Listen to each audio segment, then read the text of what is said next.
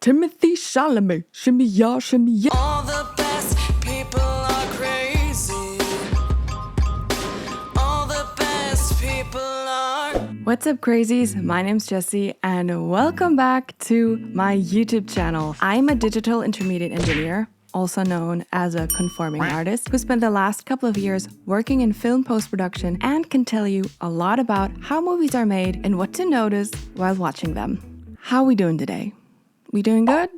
Not so good? Either way, I think we could all use a little bit of comfort, and that's what we're gonna do. Today, I will be watching the first and the last of one of my many comfort shows, Brooklyn Nine-Nine. The show is a police sitcom that ran from 2013 to 2021 with 8 seasons featuring 153 episodes in total. Since I will be watching the final episode, here's a spoiler warning in case you haven't seen it, but you should watch it regardless. This concept is roughly inspired by the brilliant Dylan Is in Trouble, who also makes movie reviews and whom you should check out after this video. But enough said, let's get into the show.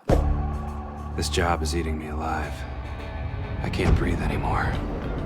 Spent all these years trying to be the good guy, the man in the white hat. I'm not becoming like them. I am them.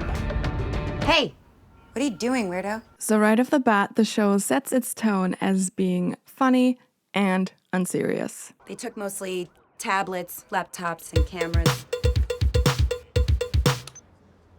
Sorry. What's up? Okay, first little DI lesson here. Yes, we're jumping in right at the beginning. If you look behind the detective at him in the monitors, you can see that he looks different in every single one. This is because all of them probably have different color calibration and display setting. Why do I bring this up? When working in film post-production, one of the most important and essential things is specifying which color space the project is supposed to be in. A color space describes a specific, measurable, and fixed range of possible colors and luminance values. Its most basic function is to describe the capabilities of a display device to reproduce correct color information. This color information is what we in the post-production have to give. Since it is our job in the post-production to ensure that the colors are correctly displayed to the viewer on whatever platform they will watch the final movie on, it is vital that the colors are correctly displayed in the entire post-production process. We do that by making sure that our project settings are always correct. You might be surprised at how easy it is to mess that up. And we use monitors that are very expensive and able to display a wider range of colors in a variety of color spaces. Before getting into too much technical detail here, looking at these monitors just reminded me of how important it is to have a correct determination of a color space in the post-production world, because if you mess that up, the movie will just look wrong color-wise and you'll have a color mess. And yeah, looking at that just reminded me of that, and I thought, here's a little DI nugget for you. He's an Anacam. You got lucky. No, I got here 5 minutes before you and figured that in this gigantic electronics store there had to be at least one working camera. You did it, Fuzzy. You busted him. It's time to come home. I'm not sure if I can. I've been undercover so long. I haven't known the touch of a woman in many moons. All right. Detective Santiago! Don't walk away from me! The first episode of Brooklyn Nine-Nine is about the 99th Police Precinct in New York City, who awaits the arrival of their new captain, Raymond Holt. Everyone, I'm your new commanding officer, Captain Ray Holt. Speech. That was my speech. Short and sweet. Sergeant Jeffords, a word. Yes, sir. He's so suave. Does anyone get a little bit of a gay vibe? No? Captain, Terry told me you got the Disco Strangler. I mean, that's incredible. I've read that case. With all due respect, sir, why'd it take you so long to get your first command? Because I'm gay. Now, this would be the perfect time to introduce to you all the characters featured in the show, but luckily, the show does this for us. My wife and I had twin baby girls, Cagney and Lacey. They have adorable chubby cheeks. Tell me about your detective squad. Rosa Diaz. Tough, smart, hard to read, and really scary. Charles Boyle. Not the most brilliant detective, but he works harder than anyone else. Amy Santiago. She's got 7 brothers, so she's always trying to prove she's tough. Jacob Peralta is my best detective. He likes putting away bad guys, and he loves solving puzzles. The only puzzle he hasn't solved is how to grow up. There's one more character, though, that Terry Jeffords doesn't mention here. Gina Linetti Spaghetti Confetti. Gina Linetti Spaghetti Confetti. Faster. Gina Linetti Spaghetti Confetti. Jake's childhood friend and the assistant of the captain. Gina, what are you thinking about right now? I was thinking how I would make the perfect American president based upon my skill set, dance ability, and bloodlust. And that about sums up the team. Now, if we look at the style of the show, it is shot in the same mockumentary style that, for example, The Office was shot, apart from there being actual interviews. It's mostly handheld camera, and at the exact right cues of a dialogue, the camera zooms in a little. The lighting is very harsh and bright, the colors are very neutral, and there's not a lot of color theory going on. It is supposed to give us the busy, messy, real-life police precinct vibe, which is what the show perfectly captures. It's not just about catching bad guys, it's also supposed to show that policing includes a lot of sitting and waiting around and a lot of paperwork. The first episode of Brooklyn Nine-Nine is about them solving a murder case while there is friction between Captain Holt and Detective Jake Peralta. Holt wants Jake to wear a tie in the workplace, but Jake just keeps joking around, not taking it seriously, emphasizing his childish demeanor. In the end, he does learn his lesson, though. My team has you surrounded. Oh my God, I just got the tie thing. Captain, I just figured it out. Maybe now's not the best time, Detective. It's a uniform.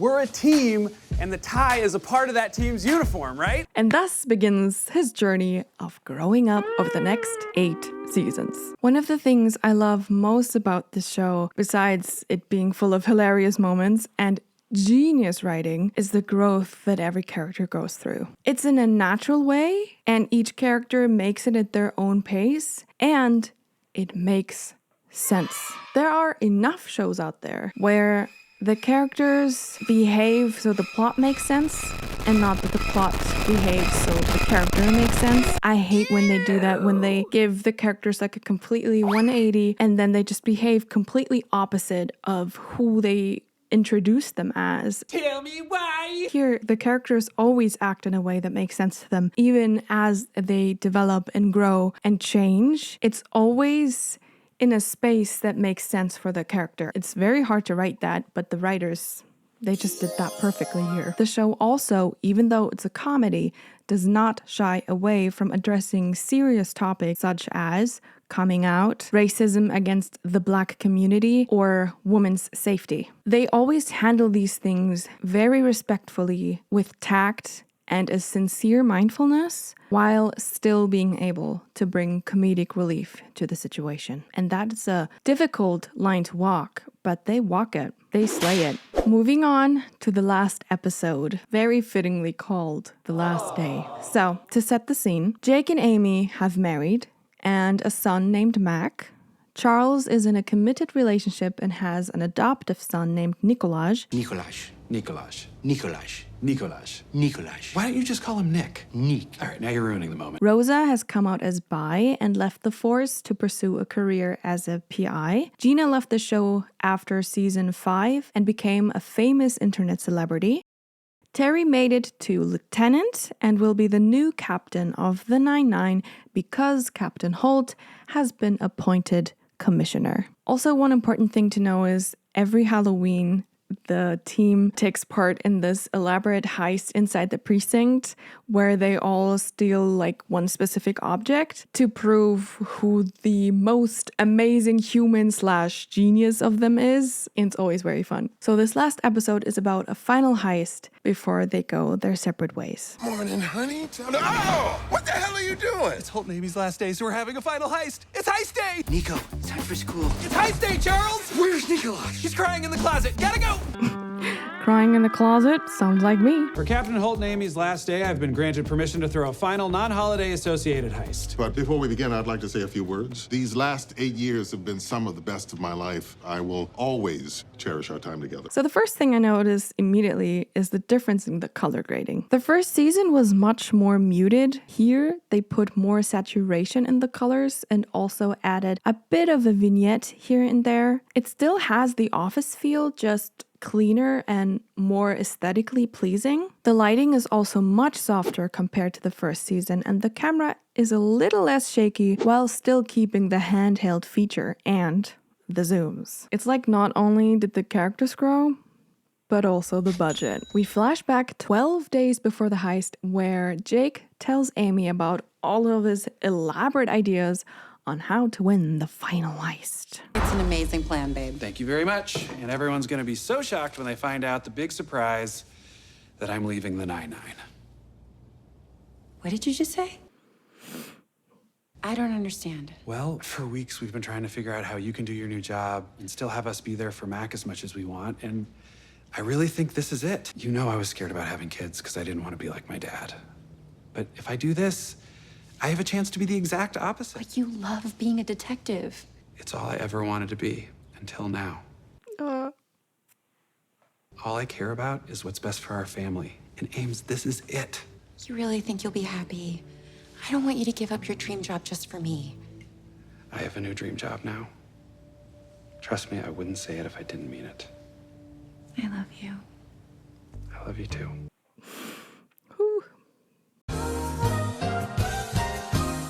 The final heist takes them down memory lane, with many references to other episodes, memes from the show that went viral, cameos of characters that were significant for the show in previous episodes, and of course, Gina comes back to join them one last time. In the end, Jake reveals to the team that he is leaving the 9-9. Wait. Did you say your goodbye to the 9-9? Where are you going?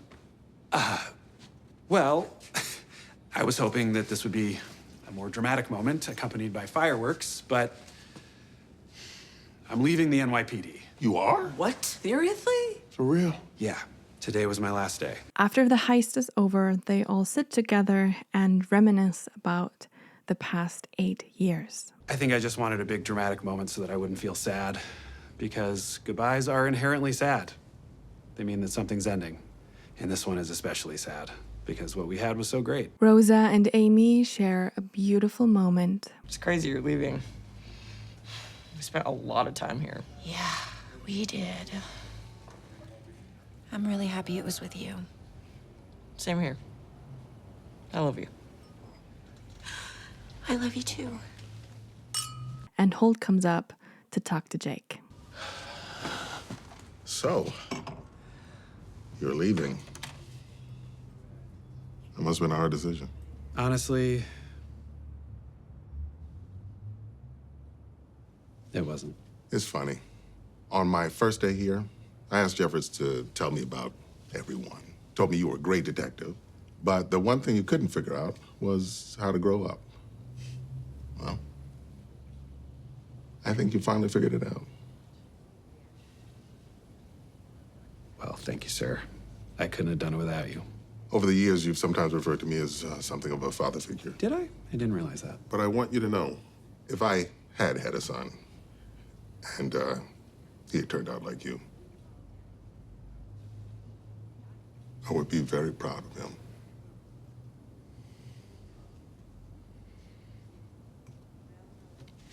Thank you, sir.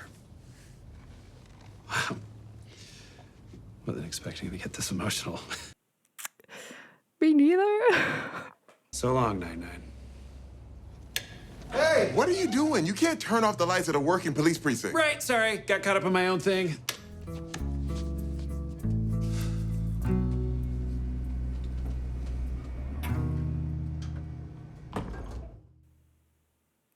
God. This always makes me cry. Oh, second YouTube video. And I'm crying already. I'm trying not to have tears because of the makeup, but goodness. I did not expect to get this emotional. Even though I scripted a sniffle right here. Let's move on to final thoughts. This really is one of the best shows out there. The ending could not have been more perfect and well-rounded. They answered any open questions the viewers might have gathered over the years, and it feels like the characters you got to know and love and watch grow will go on to live their lives happily and fulfilled. I truly and sincerely love this show and quote it daily. I kid you not, I cannot hear or see anything about Timothée Chalamet without hearing in my head, Timothée Chalamet, shimmy ya, shimmy yeah. Timothée Chalamet, shimmy ya, shimmy yeah. Gina Linetti. Spaghetti confetti. Brooklyn Nine-Nine is and will always be top of the list of my comfort shows, and it will always make me smile when I have a bad day and make me feel at home. Nine! Let me know in the comments down below what your favorite comfort shows are and what your favorite Brooklyn Nine-Nine episode is. Mine is season 5, episode 14, where Sterling K. Brown makes his cameo, and it's so good. I get goosebumps every time I watch it. Thank you guys so much for watching. Be sure to follow my social media. You'll find the links to my TikTok and my Instagram down below. Don't forget to like, comment, and subscribe to this channel, but also to my second channel, Jessie Grace, where I am starting out as an indie musician. Stay crazy. See you next time. Bye. No, I'm covering the Heartstopper books. Have you watched Heartstopper, guys? Can I be real with y'all? I would love to react to Heartstopper. The only thing is, it's a perfect show. They didn't do any mistakes. I've watched it like 5, 6, 7 times now. I can't find anything. Like, there's nothing to teach you. This is how you make a perfect show. Fine. I see how it is.